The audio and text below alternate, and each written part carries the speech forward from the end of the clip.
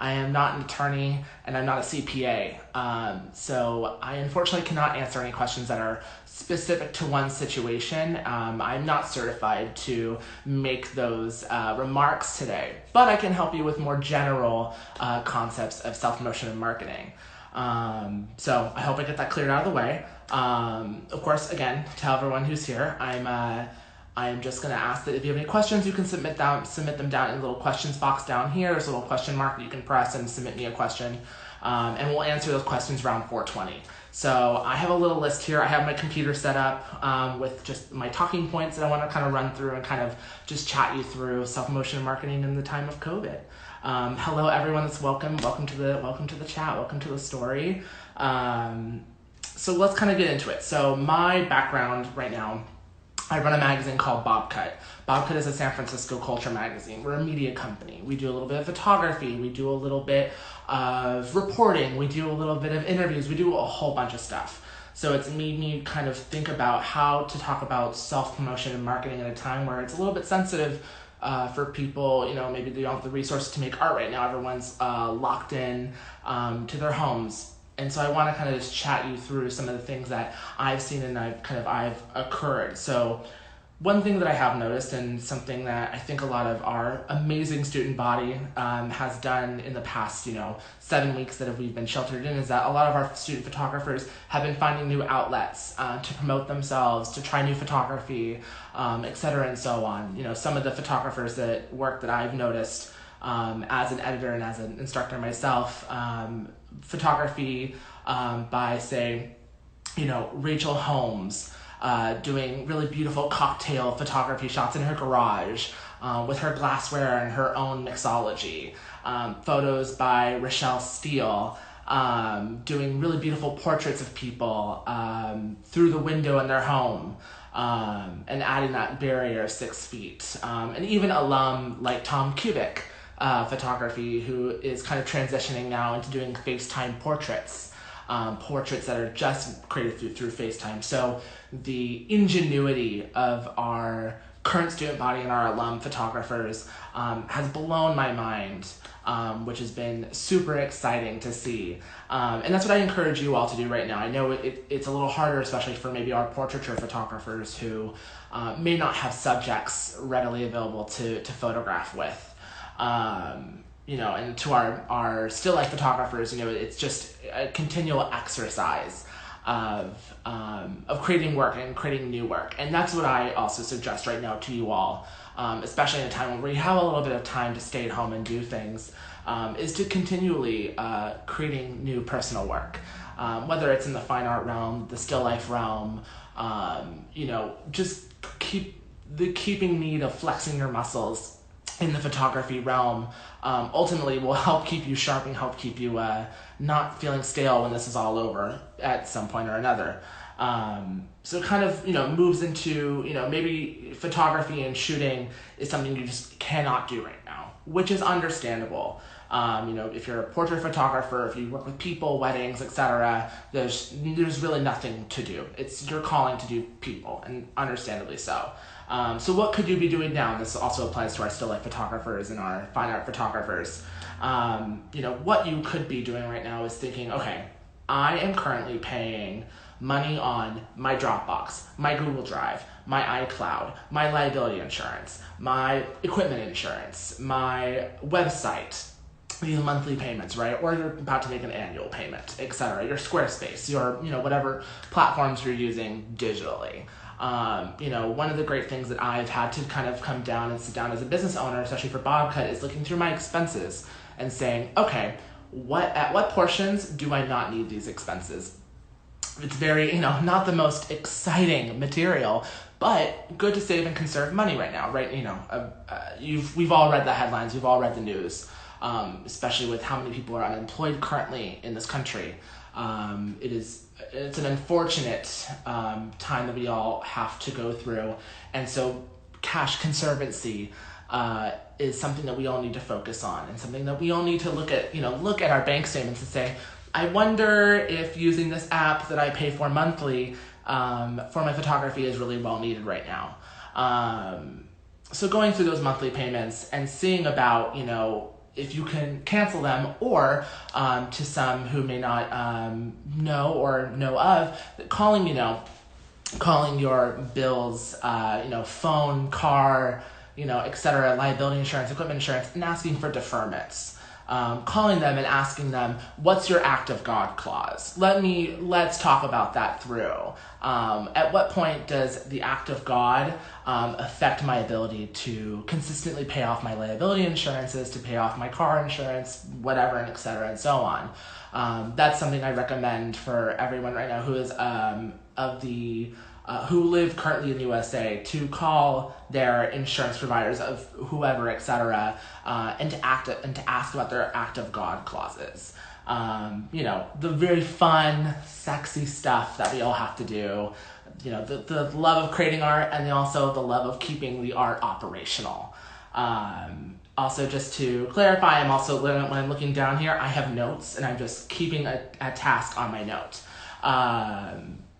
Also, and if you also have a question, just to reiterate, there is a little comment box down here, a little question mark, that you can submit your questions to me. At around 4:20, we'll be answering those questions, so please add them in, anything at all. I'll try to give you my best advice and significant information as possible. To all those who have joined, thank you, welcome. Just to also quickly to reiterate, I am not a tax advisor, I'm not a CPA, nor am I an attorney. So anything that is specific to your situation, I recommend reaching out to the particular provider who will give you that information clearly and accurately. I cannot do that, but I can provide you information as a business owner. Anyhow, okay. So as since we're coming back to this now, I'm just kind of reading my notes here. Blah blah. Act of Gods, perfect. What else could you be doing? We're stuck at home. We're having to be at home right now. Something we all are thinking about is, getting the next job after this is all done. Who are we going to be able to contact? Who are we going to be able to essentially get to know to get to the next step of securing a photo job? So some things I recommend right now, especially as myself as a business owner who does interviews, partnerships, etc., making money through art, is making the leap to make those connections with people, to set up FaceTimes, to set up Zooms, to set up moments with people where I can just have a conversation about what they're doing, in Q4 of 2020, which is the months between October and December into next year. What are they working on? What kind of partnerships can we do together? And especially right now, thinking about how Bob could activate via the post. So thinking about, sending out mailers to our variety of different partners and our favorite editorial writers, etc., people we've worked with, sending them a little postcard in the mail that says, hey, we're here with you and we want to be your pen pal. And that's how we're thinking about self-promotion, and the fact that we're keeping our brand in front of people's eyes, both digitally and physically. So for photographers, this might be a case of sending out mailers. I assume, we all have sent out a mailer at some point, whether it's through a postcard, through it's a fun little PDF or fun printed magazine. Start thinking about how you can start sending out printed ideations to people, to future clients, to past clients, to people you love, personal homes, etc., and keeping your brand physically in their eyes while they get to only see you digitally, without having to physically be in the same room to show them. So for Bob Cuts, to something that we're thinking about, we have all these ideas for Pride, sending out Pride t-shirts to some of our favorite Bob Cut community members. Is an idea we had. We're thinking even far as Christmas. It's like, okay, what can we do for Christmas if we're still going to be indoors? Thinking about how physically we can get the brand out to people. Just again, bring this back into full circle. Printed mailers, adding things physically that you can't physically be in the room for.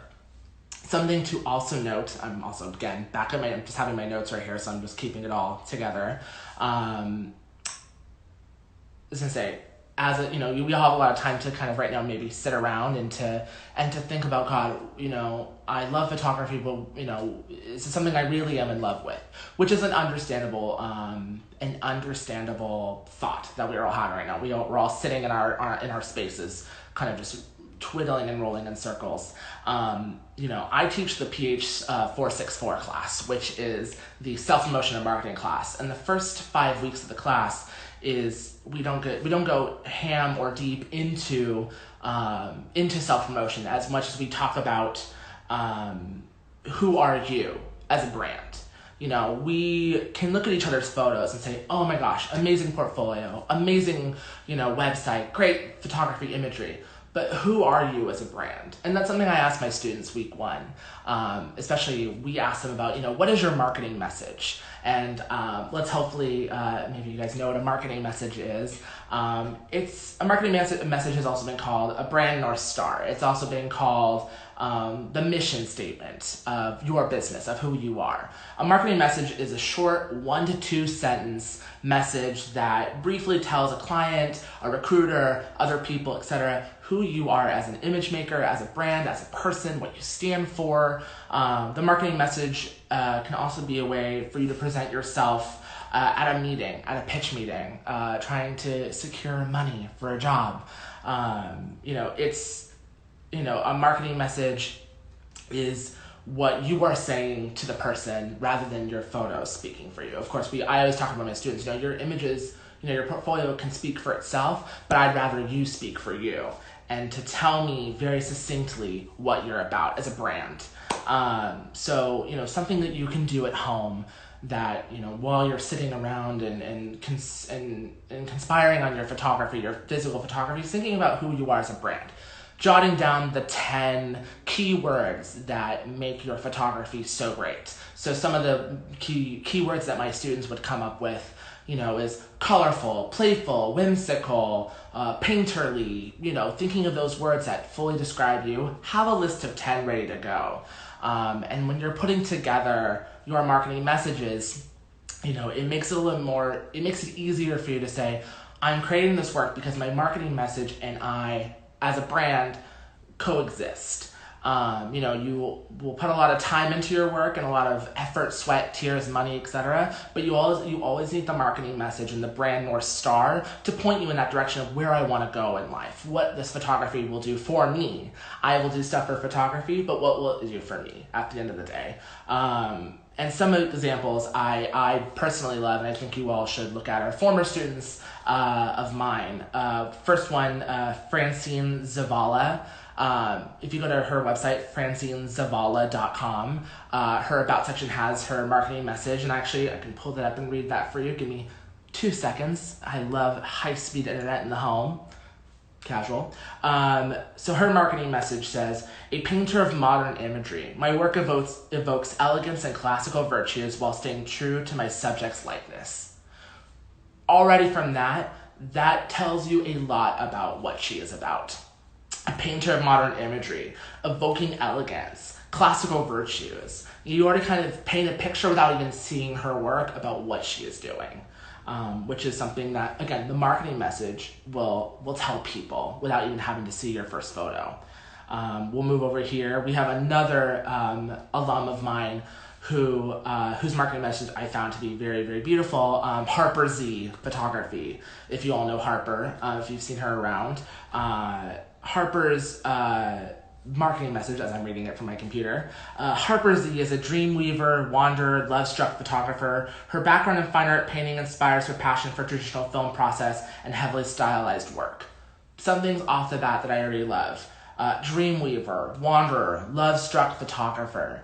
I can already, again, picture the imagery that I think she's going to make without having to see the first image. Using these key descriptors of what makes you an amazing photographer. Some other examples, from past photographers, especially ones who are maybe more technical, have used the words like technical, sound, etc. to describe, that they are really great using technical equipment and that is their forte. So after this live, I suggest that all of you sit down, go through your top 10 keywords, and pick out the 3 or 4 or 5 that solely string you along, that pull you, and pull your photography, and put that into 1 to 2 sentences that briefly describe who you are as a photographer. That's one great way of exercising the marketing message. So marketing message is something that I teach in my class, PH464, in the fall. Self-promotion and marketing. It's a full 5-6 week marketing message boot camp. We try to get everyone to have an amazing marketing message by midterms. So I won't go into it right now. But again, to everyone who's here, hello. I'm so excited you're all here. Just a reminder, if you want to submit a question, there is a question button down below, little question mark dot, you can submit your questions to. I would love for you all to have questions for me. We'll be answering questions around 4:20. It's currently 4 o'clock right now, so please ask your questions. I won't be able to go through the chat and define questions to answer, so please have them below. So another thing that, of course, that was maybe a little more glamorous of talking about your photography, but let's also talk about something that maybe that's not super glamorous right now that you could be doing, and which is something that my students so much love, and I say that with a little bit of sarcasm, is talking about contracts, examining your contracts closely. To those who use your own contracts or to those who are signed into a contract through a client, you don't have to raise your hand, but raise your hand if you ever read the terms and conditions, if you ever sign up for an app or a service, etc. I don't. Which you all should. Terms and conditions, contracts, they need to be read. And so I hope with all this downtime right now, you're all reading your contracts, going through every single paragraph and examining the lines and saying, okay, this is something in the contract that I'm not comfortable with. This is something in the contract that I want to bring up to my client and ask them, for. Reading contracts is a big part of doing photography, and maybe just to demystify some of the contract works, I want to make sure to everyone who's here today, thank you all for being here, is that you should never sign a contract immediately right then and there. Which is something I think a lot of people feel pressured in to do because they don't want to lose the job. They don't want to seem incompetent to the client. They don't want to seem like they're not rolling with the client's needs. That's never the case. I've always told my students, this is in between weeks 8, 9, and 10, that a contract is a mutual agreement. It's a mutual that that you'll get something out of it, the client will get something out of it. And that you should be rereading your contracts. You should hopefully have a lawyer look through your contracts and highlighting certain things that may stick out. Which I have a couple things here that I want to kind of, things you could look out for in your contracts. Just 3 simple things for now. There's way more things to look out for, and I suggest signing up for PH464 in the fall. It's my self-promotion and marketing class. It's great. It's a lot of great knowledge. So the first thing to look for out in a contract while you're reading through it is specifically the phrase transfer of rights versus grants of rights. That might seem a little obvious, of course, to some, but for others, maybe not. A transfer of rights is when you do the work for the client. You create the images, edit them, pre-production and post-production.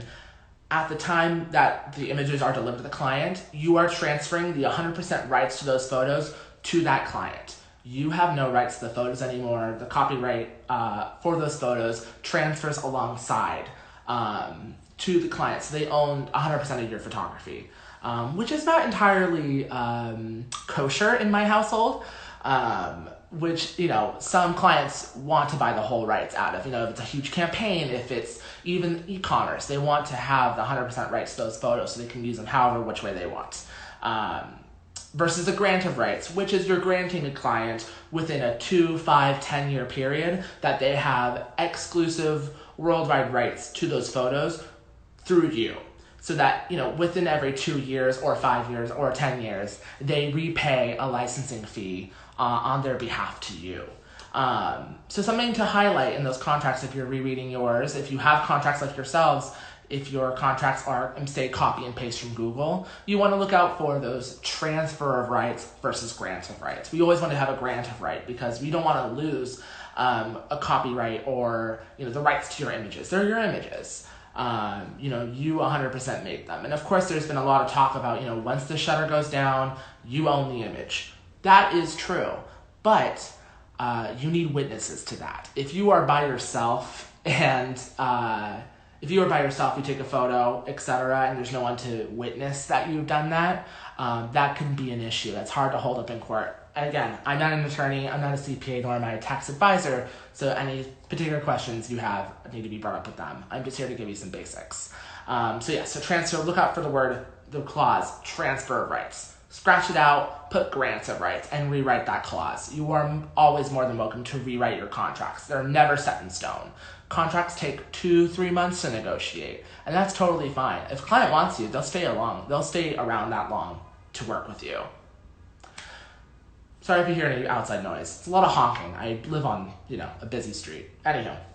All right, so moving on, we're looking out for specific keywords in a contract, like the words exclusive, without limitation.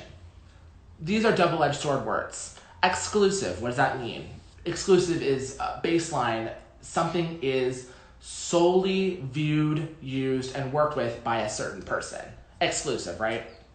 So that can ultimately hinder you, or it could help you, depending on what client you have, what client you're working with at the current moment.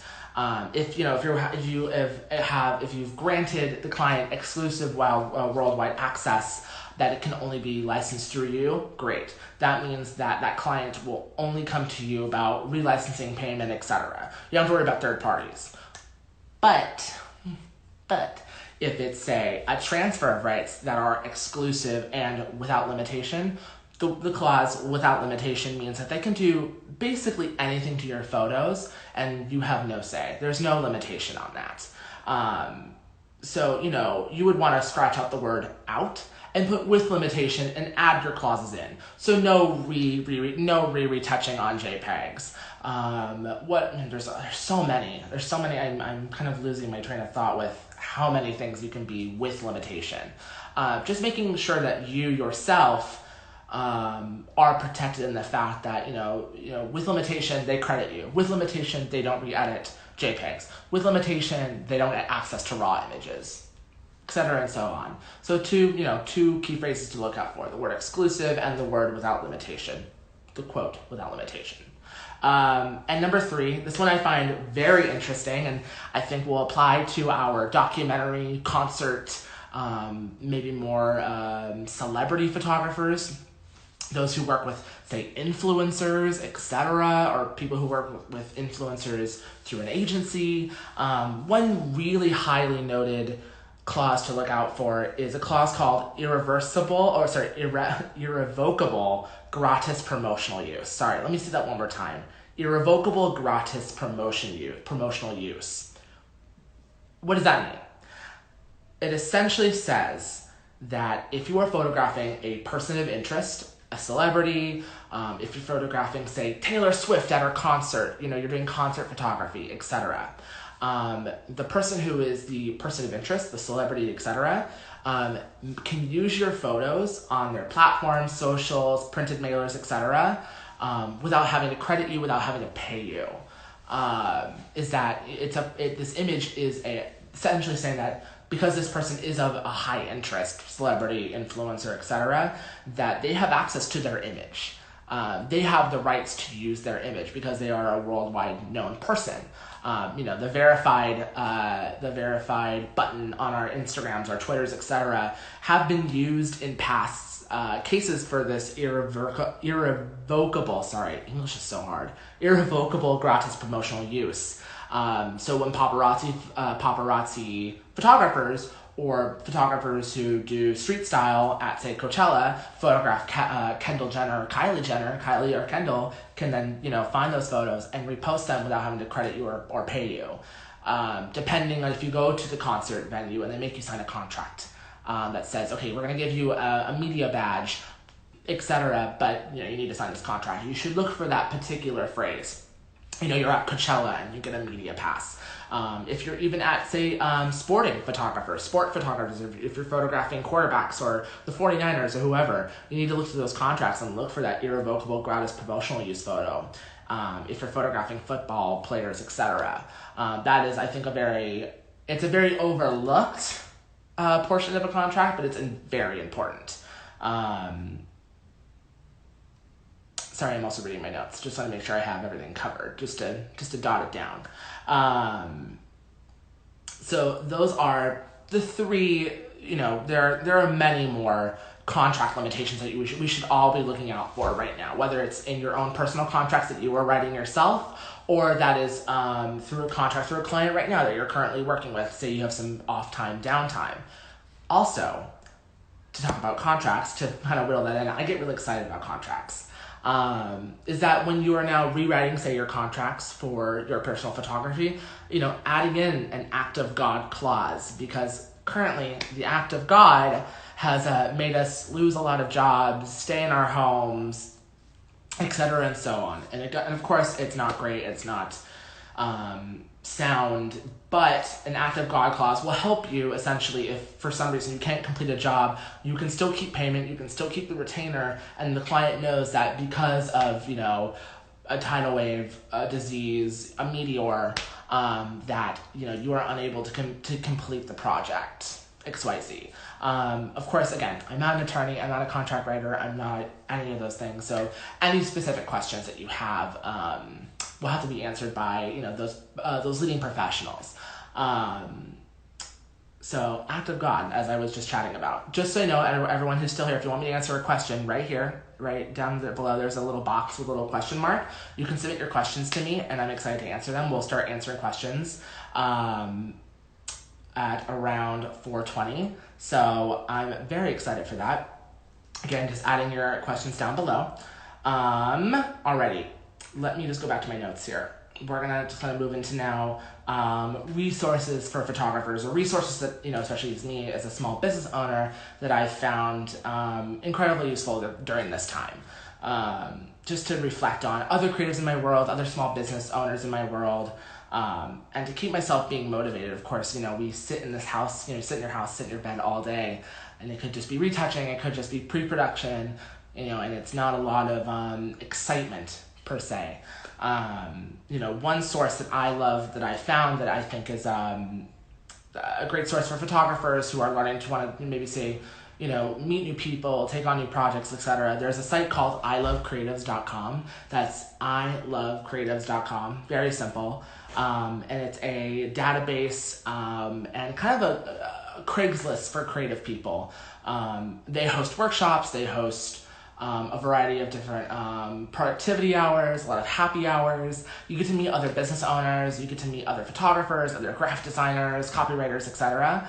And I've been to a few of their happy hour mingle hours, and getting to meet just new people in the industry from a media perspective, from a photography perspective, following each other on Instagram, sharing each other, inspiration. That kind of stuff is incredibly resourceful to have that kind of support network while, you may not be potentially creating at this current juncture. Another site that I love that's based actually in San Jose, a photography studio called weekend-creative.com. That's weekend-creative.com. On their blog section, they have a ton of resources in terms of pitching clients, how to send the first best pitch you can, how to ideate a pitch, how to bookkeep, etc. I mean, of course, they're not, to my knowledge, CPAs, tax advisors, etc. But it's great starting points for you to be like, okay, I'm sitting at home now, I'm by myself. I have nothing to do. I could just go through my books and expense everything and figure out what's an expense and what's not an expense. So again, weekend-creative.com is one of my favorites, and I recommend that. Both ilovecreatives.com and weekend-creative.com. Again, if you have any questions for me, you can put them in the question box down below. There should be a little question mark dot. Sorry if there's not. There's one on my end. I can see it. But if you have a question, please submit it there. We're going to answer questions in about 10 minutes. But some other things that I've noted here, pulling up my notes again, pulling back. Pulling up my notes if my computer wouldn't stop being so slow. Okay, perfect. Okay. Something that also that we definitely tend to forget about, especially when it comes to our photography from an operational standpoint, which is something I make my students do in the weeks 5 through 7, is totaling up all of their equipment. How much do you have currently on your person? Some students of mine say only have $1,400 worth of equipment. I had a student last semester who had $60,000 worth of equipment. And I said, I was like, how much do you have in liability insurance? He said, liability insurance? Question mark. And I was like, oh, wow. Now might be the time for you to currently add up how much you have currently in your possession. Laptops, Wacom tablets, C-stands, cameras, lenses, everything. Camera bag, add it all up. See how much you have in total and start shopping around for liability insurance. I am such an advocate for having liability insurance. Liability insurance, depending on who you contract with, who you work with, can cover you in all sorts of different liabilities. Your equipment, your medical, if you fall on set, you kind of see where I'm going with here. Currently now is the time to be shopping around for insurance, as interest rates are low, payments are low, insurance companies are looking to bring on new people to sustain their business. A lot of people are canceling their insurances because they need to save and conserve cash. Understandable so. It really depends on what your situation is and what you can do right now.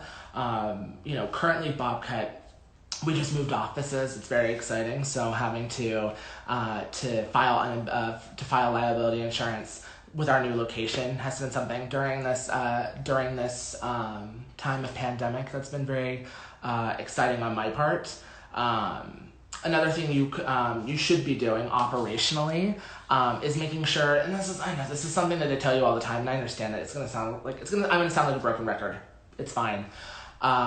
Making sure that if you have large scale equipment, your phone, this computer, your multiple lenses and cameras, bodies, cameras, etc. You're writing down all the serial numbers and you're putting them into a very beautiful Excel document that you can reference, when it's time to start maybe even doing maintenance on that equipment, sending stuff in to be cleaned up, refurbished, etc. Now is definitely the time to do it, and this can apply to anywhere you're living. Again, not entirely sexy. It's not like ideation, concepting. You're all really amazing at that. You all have amazing, beautiful photography, but it's one of those things we have to sit down with ourselves and say, okay, liability insurance, equipment insurance, how much it's going to cost for premiums, how much it's going to cost for deductibles. What does my out-of-pocket cost look like? What does my day rate look like? I would love to, again, cover all that we're chatting about today. But if you take my class in the fall, PH 464 Self-Promotion Marketing on campus, I teach you a lot about this. We teach, again, a little bit about self-promotion, a little bit about marketing, a little bit about business, taxes, so fun. If you all didn't know, your taxes need to be filed by July 15th. So get to it since they extended it. So again, I recommend taking the class if you haven't. Again, it's PH 464. And I want to also quickly advise, again, I'm not an attorney, I'm not a CPA, I'm not a tax advisor, so I cannot address anything particular that you may have questions on. Those questions need to be answered by someone who knows your situation really, really well. Another thing I recommend doing also right now, we're staying in the operational bubble, is signing up for a service that will help you bookkeep some of your expenses, new liability insurance claims, etc. That'll help you just keep you above and ahead of the game when next year rolls around and you have to figure out your tax situation when this year was a complete, not good. So services that I recommend, one particularly that I personally endorse, it's not an endorsement of the Academy of University or AAU Photo or Bobcat, it's my own personal endorsement, the app called Wave Apps. It's a great bookkeeping service, payroll. It shows you inflow cash, outflow cash. It shows you data on your best months, your worst months, etc. It's a free service. It's waveapps.com.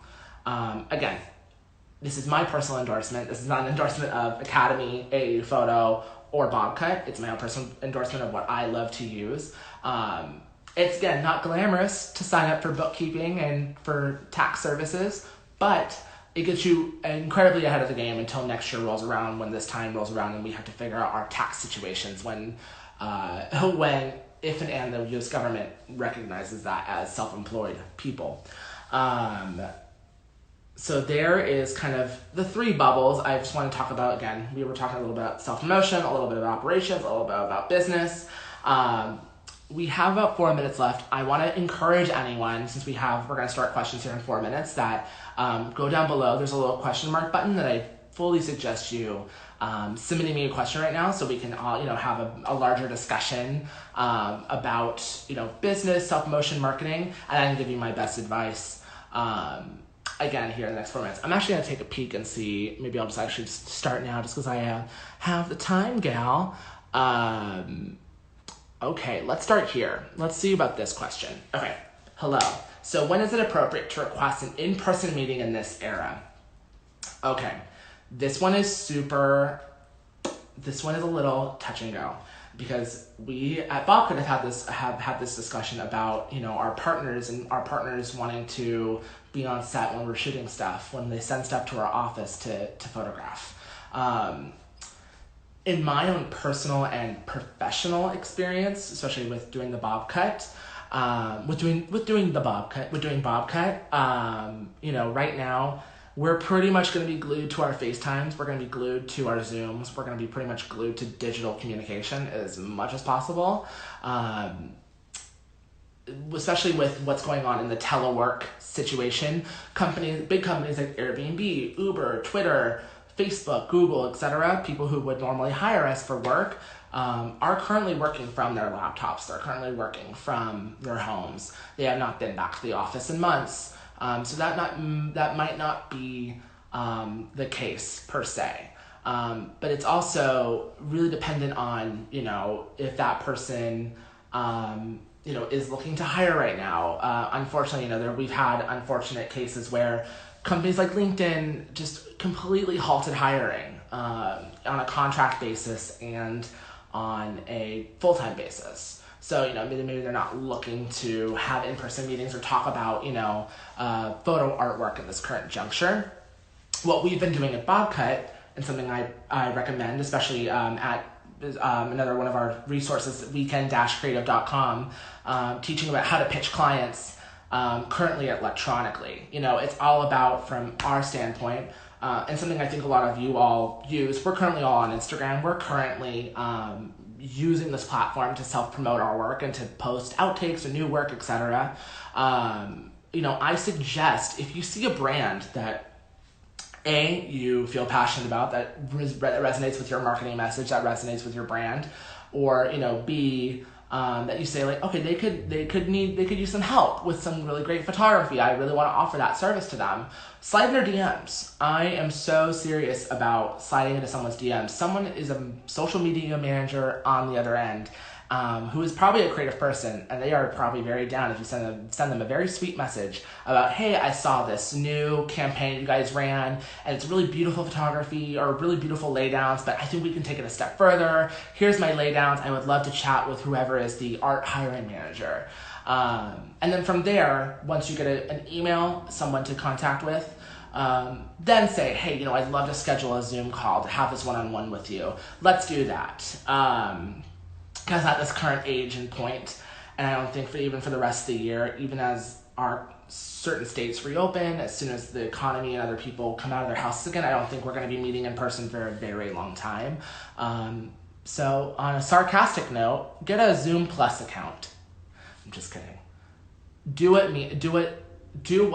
to you means the safest, the most responsible, and what helps you land future jobs, whether that's contacting people on Instagram or sending people lovely cold emails that, etc. You love their work. I hope that answered your question. That was very long-winded, but you get what I'm saying. Again, guys, if you want to submit a question, please go down below and press the question button and submit something to me, and I'll try to give you my best professional advice as possible. Again, I'm not a CPA, I'm not a tax advisor, I'm not an attorney. I cannot offer you anything specific, but I can offer you as much basic as possible. So let's talk about this one. Okay, how do you keep your creative juices flowing day to day during a shelter in place? This is the tea. I will tell you what. There are some days where I am laying in bed here. This is my bed, by the way. This is what I've been working on. This is my office. I've been working on for BobCut. There are some days where I'm laying in bed and I think, oh wow, I don't want to do anything. I don't want to write a story. I don't want to do new laydowns of the new issue, which by the way, available on bobcutmag.com/shop. There's some days I just don't want to do it. Some great things, if you're not a self-starter when it comes to getting your creative juices flowing, one thing that I do recommend is finding, small pop-in workshops, happy hours, creative happy hours, that will get your creative juices flowing. So something I recommend, and a site I recommend is ilovecreatives.com. I can't speak, more kindly of them.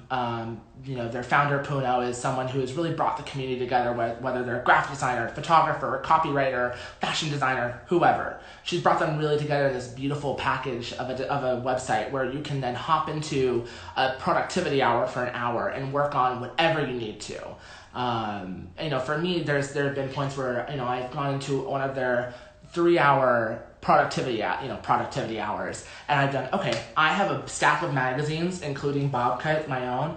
I'm going to read through all of them right now and start clipping out, certain sections, phrases, photography, graphic design that I love. I'm going to look through those after I'm done with this productivity hour. Which is something that for me has kept my creative juices incredibly flowing, is having other people who are so passionate about creative that they bring out the best in you. Of course, again, if you are a self-starter, you can get your creative juices flowing. It may be just as simple as laying down, a flat lay if you're shooting, product, you're a product shooter. Re-editing, re-collaging, redoing something in your work's lifetime. But for me personally, as a business owner, I really feed off of other business owners, other creatives. So I go to the I Love Creatives productivity hours workshops quite frequently just to get that energy. And it's, all through Zoom calls. It's all through Zoom breakout rooms where people can then break out into a room and chat about, oh my gosh, photography, what are you doing? How are you managing? Are you looking to shoot your product? I would love, if you want to mail it my way, I would love to reshoot it. The people are very excited and interested. So that's one way. I hope that answers your question with creative juices. It's finding someone in your tribe that will keep you accountable creatively. So that's amazing. Again, everyone who's here, hello, I'm Anthony. If you want to submit a question about marketing, business, anything, please send it down below. There's a little question button down there, and I would love to answer your question. So let's move on to the next one. Yeah. Let's see. Okay. All right. When is it appropriate to ask for an in-person meeting? So kind of what I've said about my last question with meeting in person, this might be on a case-by-case and maybe on the downswing of meeting in person anymore, just with what our health officials have told us. I personally, as a business owner, I've had to get acclimated to the fact that I have to be really good at using Zoom. I need to be really good at using FaceTime. And that is going to be our mode of communication, really good at phone calls. I've had to, personally, I get a lot of anxiety from having to go on a phone call with someone, having to sell my business, having to sell myself, and I've had to really ground myself and say, I'm very good at meeting a person and talking with people and getting to know their energy and their vibe, and something I've been able to apply as a business owner and a business leader. But also I have to do that for myself and be a leader in that I'm going to have to get really comfortable with using technology to communicate with people. And so to the question of when to ask, is it appropriate, might not be for an entirely long time. It's one of those play by ear situations until people feel comfortable going out and being much closer, sitting down together at a coffee. I just recommend at this current juncture to do Zoom calls, FaceTime calls, to get people to have meetings with you through the digital as much as possible. I've even seen people, and it's something that's very interesting, I've seen people do like fireside table talks with their particular interviewee on their Instagram story, on their Instagram lives, which is something I've been very interested to see about. People are like, say, going back to I Love Creatives, Puno, where she meets someone for the first time, a new creative, a new business owner, a new partner, whoever, and then does, a conversation with them on Instagram Live. That's something I've also noticed that's a little bit more high stretch, but, I hope that answers your question, and I apologize if I rambled on. I'm just very excited about the topic. All right, let's move over to the next question here. Let's see here. Okay. All right. Do you have ideas about good entry-level photo jobs for students graduating this May? This is a great question. Yes. So this might not be great to some people who are already in the industry, but for just graduating students, my recommendation is finding a staffing agency who you want to work with and who will want to get you a job immediately after school. Staffing agencies like 24/7, Aquint, Creative Circle, there's so many. There are so many staffing agencies in the city. Again, those three, 24/7, Aquint, Creative Circle, they are essentially giant conglomerate agencies that will send you emails every week that say, hey, a company is hiring for a photo retoucher. They're hiring for a production artist. They're hiring for a producer. Please submit your resume and 3 points why you're great for the job. And sometimes you get it, sometimes you don't. For me, when I tell my students in class, there's a difference of going out in the world and finding your own clients and pitching them, etc., which can be exciting. And you have full control over what you do with that when you're pitching your own clients, setting your own price, setting your own terms. When you work with an agency, you are not setting your own terms. You are not doing maybe work that is super passionate, that you're super passionate about, potentially. It really depends on the person to person. For me, when I graduated, I started working with a staffing agency through a connection of a friend. And I got jobs doing photo retouching at North Face, at JanSport, at a couple other big companies, which I was really grateful to go to because then I got to meet more people and I got to befriend so many fun people in my life who are still now my close friends. But to some people, working with an agency, they don't know you as well. They don't know your work. You are just a number to get them a commission rate off of your job. And that's something that I recommend as a good entry level, just to get started in the field. So again, finding a staffing agency, 24/7, Aquint, Creative Circle. Oh gosh, there's so many more. Pro Unlimited. Those are a few to start with. Yeah, it's nuts, but those are good entry level for what it's worth. All right, let's move over to the next question. I hope you all are having fun. Let's move over here. Let's see. Is that only local to California? A lot of the things I offered today are quite local to California as a state, of course, and I want to reiterate that every state is different person to person. It's different state to state. So every state has different laws on how they collect taxes, how you have to sign up for a small business, how you can transmit information over the internet. There's certain states that have particular email marketing laws that, you may not even know because it's so buried under so much legislation. But as I'm currently talking, yes, it is really only local to California. I recommend if you are feeling uncertain about your business in whatever state you're in, find an attorney that you can easily talk to, that you can say, hey, I have these questions. Find an art attorney, a photo attorney. One website I recommend, which really depends on your situation, how much money you have, etc. 2 websites, LegalZoom.com. Everyone knows about that. It's very simple. It may be the easiest for simple questions and to pay minimal rates. Or the second one to use is RocketLawyer.com, which will connect you to a lawyer who can, again, who can answer you very simple questions. It really depends. You're going to have to find someone in your state or in your county, etc., who is a photo attorney, art lawmaker, etc., who will have the time, if they have the time to sit with you and chat and maybe do it for free, etc., or you might have to pay them a small fee, which is understandable. So yes, that's unfortunately maybe the only way I can answer that by being more general. All right, so let's add more questions. Okay, my question. If you were to look for a job now, how would you adapt to the current situation? So one thing I've noticed, especially with, whether it's me being as a photographer, retoucher, or creative person, or as a business owner, Bobcat, one thing that I've noticed that I've had to adapt to is that, when you're a retoucher, retouching was, I'll just kind of use that as my example. Retouching was my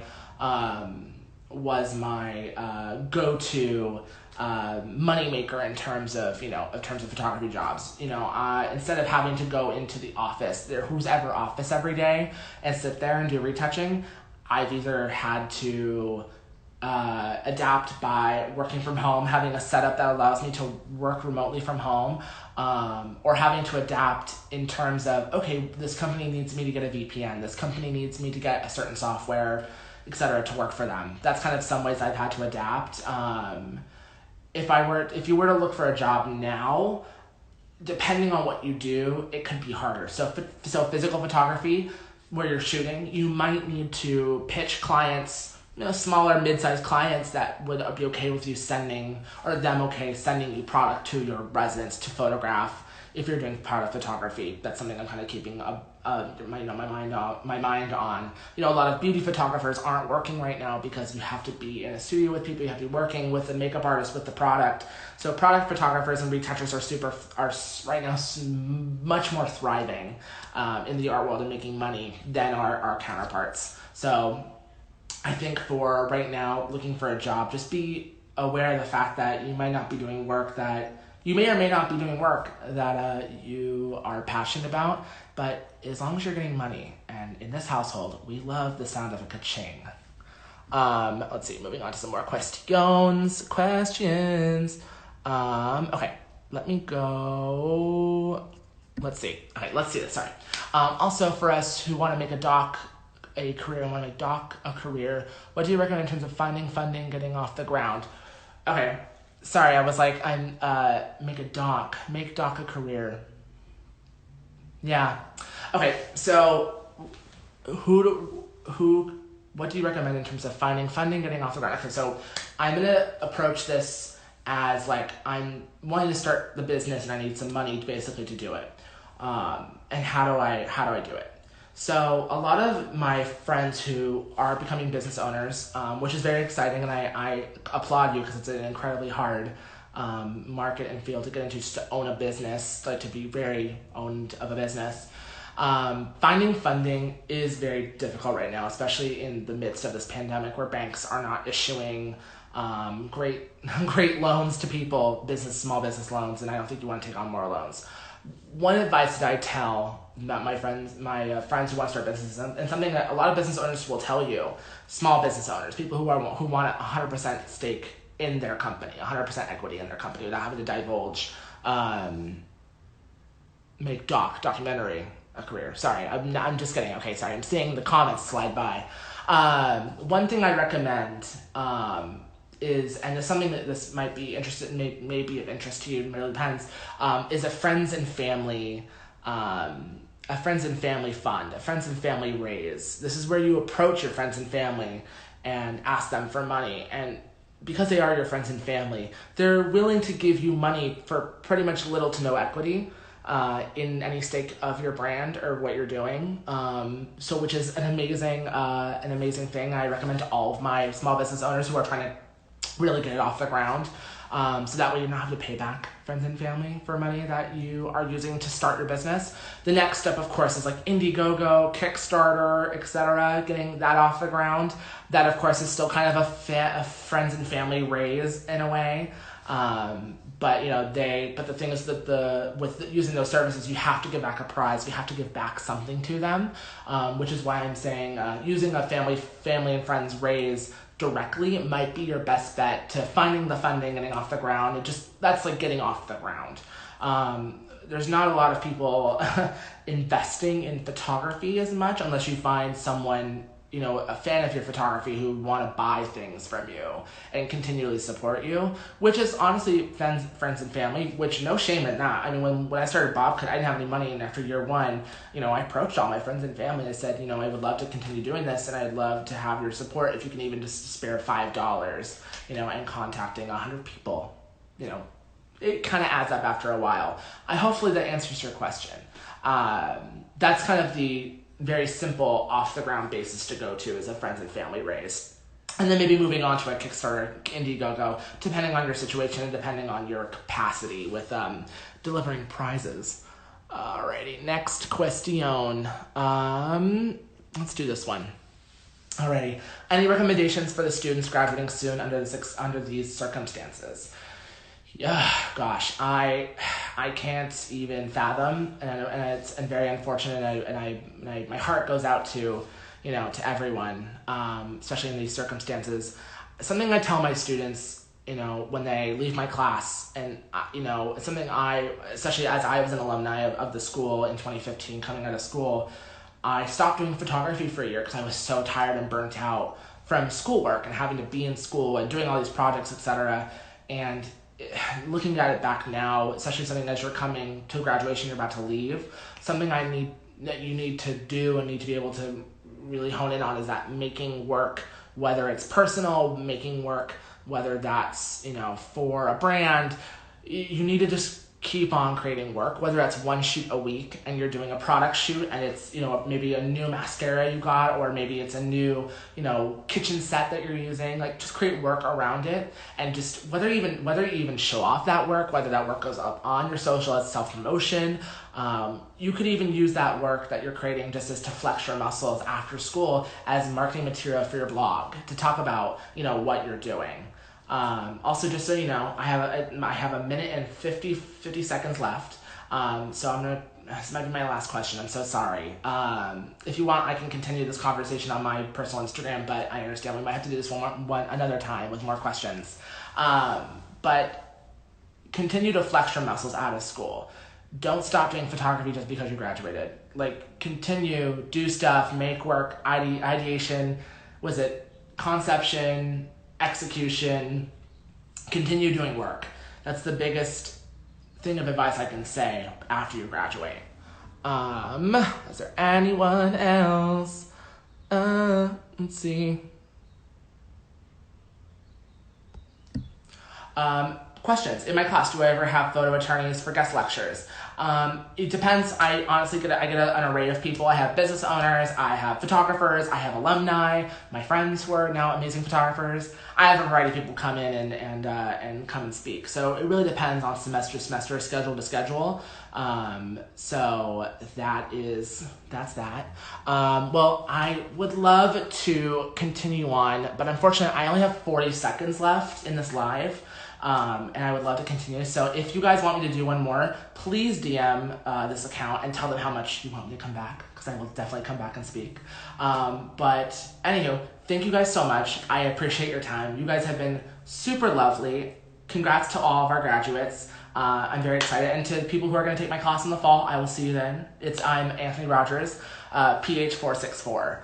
And if you want to check out my personal work, what work I'm doing on now, you can follow us at BobCutMag, BOBCUTMAG. That'd be great. So thank you all so much. I will see you very soon, and have a lovely rest of the week. Bye-bye.